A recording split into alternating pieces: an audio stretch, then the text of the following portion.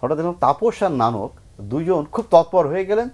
3 থেকে 4টা কালো মাইক্রো আসলো, একটারও কিন্তু নেম প্লেট নাই। আমরা যখন এক পর্যায়ে কোনোভাবেই ভিতরে ঢুকতে পারলাম না, আমি তখন আমার ওই র্যাবের জ্যাকেটটা পরা ছিল, ব্লুড প্রুফ জ্যাকেট, আমাদের 3-4 জন অফিসার, আমরা ওগুলো খুলে ফেললাম।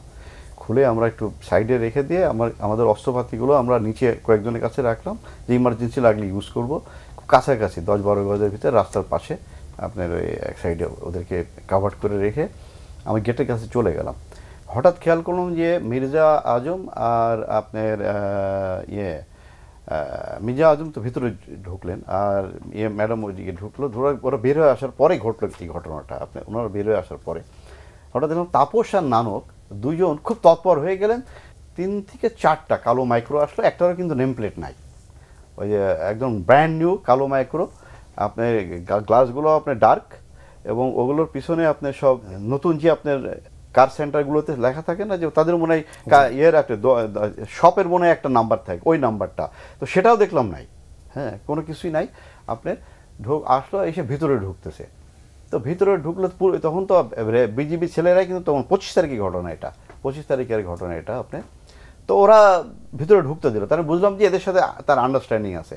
ওনারা নিজেরা ঢুকলেন না, কিন্তু গেটে কাছে দুজন দাঁড়িয়ে থাকলেন। তারপরে খুব দ্রুত ঢুকলো, 10-15 মিনিটের পরে দেখি আবার দুটো বেরিয়ে আসলো। যখন বেরিয়ে আসলো আমি তখন ওগুলোকে থামালাম। তো আমাকে উনি প্রশ্ন সিভিল ড্রেসে দেখছে, প্রশ্ন করে বসলেন, নানক যে আপনি কে? আমি যে আমি র্যাবের সিও। এতে কি কারা যাচ্ছে? এটা আপনি এটা নিতে পারবেন না, দেখতে হবে ভিতরে কারা আছে। বলছে না, আপনি কি এটা দেখেন? না, এরা সব অসুস্থ। আপনি আমাদের কাছে জানানো হয়েছে যে হসপিটালে কোনো ডক্টর নেই, ট্রিটমেন্ট হচ্ছে না, এদেরকে ট্রিটমেন্টের জন্য বিএসওএমতে পাঠানো হবে, এটা নিতে হবে। তো আমি, আমার সাথে মেজর রাজন, মেজর ফয়সাল, আমরা 3জনই ওখানে খুব অ্যাক্টিভলি ছিলাম। আমরা 3জনই দাঁড়াবো যে না, আমরা দেখবো এটা। তো উনি আবার তাপস আসলো, তাপস বলছে না, এটা আপনারা এই ধরনের কথা বলতে পারেন না, কেউ দেখবে না, আপনারা সরে যান। তো উনি ওখানে থেকে, আর ওনার তখন কিন্তু আপনার ছাত্রলীগ, যুবলীগ, এর অনেক ছেলেপেলে ঢুকে গেছে।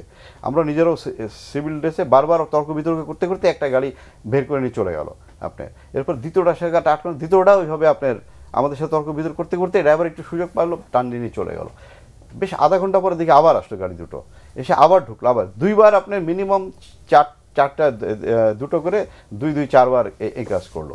আমরা তখন পরবর্তী যেটা বুঝলাম যে এগুলো সম্পূর্ণ ছিল একটা গেম, এবং যে মেইন কিলারগুলো আছে, কিলারগুলো তারা বের করে নিয়েছে। এখন এখানে কোনো ফরেন কিলার বের করছে কিনা এটা তো আমাদের সুযোগ পেলাম না ইন্টারভিউশন করার। আমার একটু জানার কৌতূহল, ওই ঘটনার পরে যে একটা দরবার বসলো না, যেখানে প্রাইম মিনিস্টার গেলেন দরবারে, আর্মি হয়তো, হ্যাঁ হ্যাঁ হ্যাঁ, ওই সমস্ত ঘটনায় সেদিন কি আপনি ছিলেন প্রেজেন্ট? না, আমি ওখানে দরবারে আমি ছিলাম না, কারণ এই আপনার এখানে পিলখানাতে যে লাশগুলো সব আপনার উঠতেছিল, ওইখানে খুব কেওয়াস হচ্ছিল, কারণ ওইখানে ডিজিএফআই থেকে আপনার ব্রিগেডিয়ার মামুন খালেদ আপনার ওখানে উপস্থিত থেকে আপনি সাংবাদিকদের ঢুকতে দিচ্ছিল না।